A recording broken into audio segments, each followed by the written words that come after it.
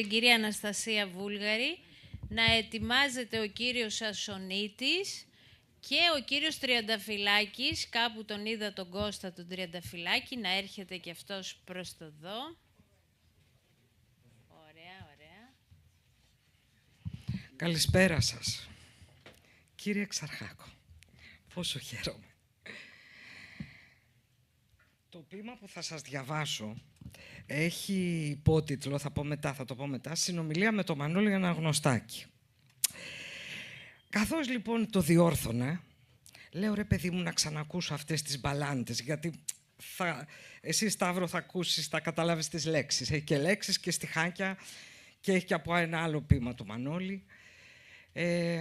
Και λέω άλλο, σήμερα δεν θα ακούσω την ενορχήστρωση του Μίκη, θα ακούσω την ενορχήστρωση του Ξαρχάκου. Και τώρα σας βλέπω μπροστά μου. Λοιπόν, το ποίημα λέγεται «Ταξιδευτές του 80», συνομιλία με τον Μανώλη Αναγνωστάκη και είναι για τη γενιά μου. Εμείς προλάβαμε τους ποιητές και τους αγωνιστές και γίναμε οραματιστές. Λες κι είχε έρθει η σειρά μας. Βέβαιοι πως ο παράδεισος συνέβαινε στο βόρειο ημισφαίριο και στην Ευρώπη ανατολικά μας, κινήσαμε να κάνουμε πράξη τα τραγούδια και τα όνειρά μας. Ακουμπήσαμε την καρδιά μας σε ματιές δασκάλων και προθέσεις που νομίσαμε αγνές. Ερωτευτήκαμε στιχάκια, λέξεις, έννοιες και γεγονότα. Υψώσαμε τον πύχη μας ίσα με τον πόη του καπετάνιου και του αρχάγγελου. «Δεν θα σε φτάσω», τους είπαμε, «μα θα αγωνίζομαι για να σε φτάσω». Ξαφνικά οι ματιές σκλήριναν, οι προθέσεις αγρίεψαν, οι σύντροφοί μας χωρίστηκαν. Απομείναμε ορφανοί, ολομόναχοι και απροστάτευτοι, στους βοριάδες της δεκαετίας που κάλπαζε κατά πάνω μας. Τα παιδιά μας κουβαλούσαν βαριά ερημιά, δικό μας κληροδότημα. Εμείς ήμασταν κιόλας ακροτηριασμένοι. Εκείνοι που τους είχαμε πιστέψει μας αποκαλούσαν η γενιά του τίποτα. Κάποιοι από μας κίνησαν για τη Δύση, άλλοι για τις χώρες με το διεισμό και τα σκοτεινά δάση. Λίγοι απομείναμε στην ακροθαλασσιά να περιμένουμε εκείνο το καράβι που μας είχαν τάξει ναυαγή για να το καλαφατίσουμε μαζί τους. Εμείς θα τους αναγνωρίζαμε κι ας είχανε γεράσει. Νιώθαμε πως τους μοιάζαμε κι ας είχαν περιπλανηθεί.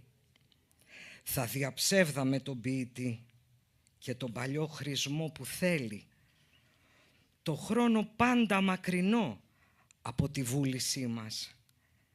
Οι ναυαγοί δεν ήρθαν.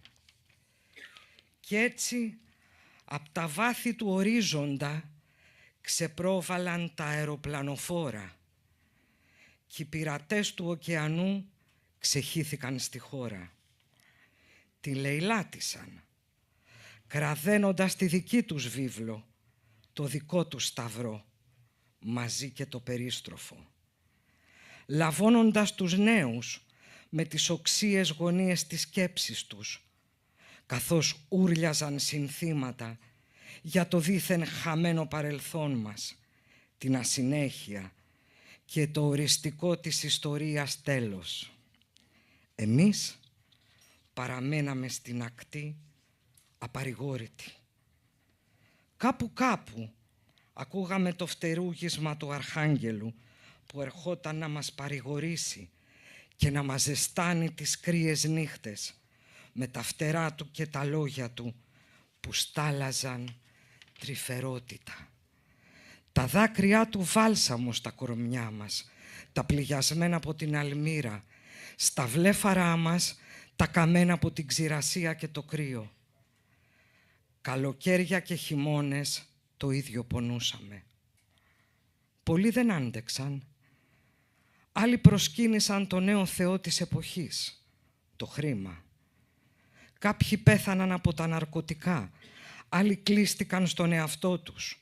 Οι περισσότεροι επέστρεψαν στην πόλη, ξερίζωσαν την καρδιά τους και συνέχισαν να ζουν νεκροί. Όσοι αρνηθήκαμε να εγκαταλείψουμε τη θάλασσα, περιμέναμε. Τι, ποιον, δεν ξέραμε.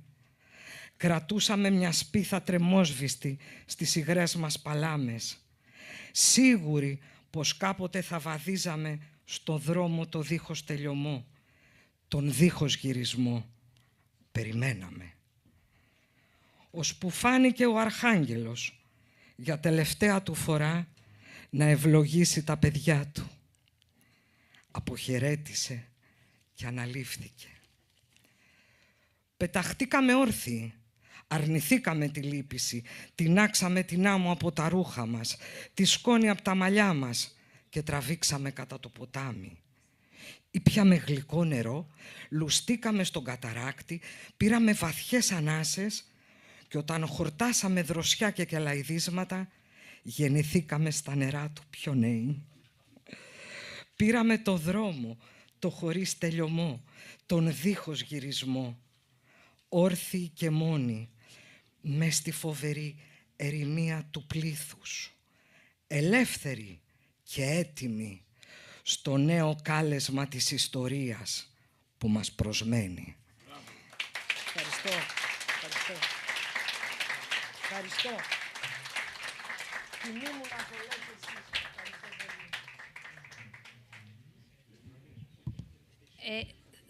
Ο κύριος Σασονίτης και μετά ο Λάζαρε πήγαινε λίγο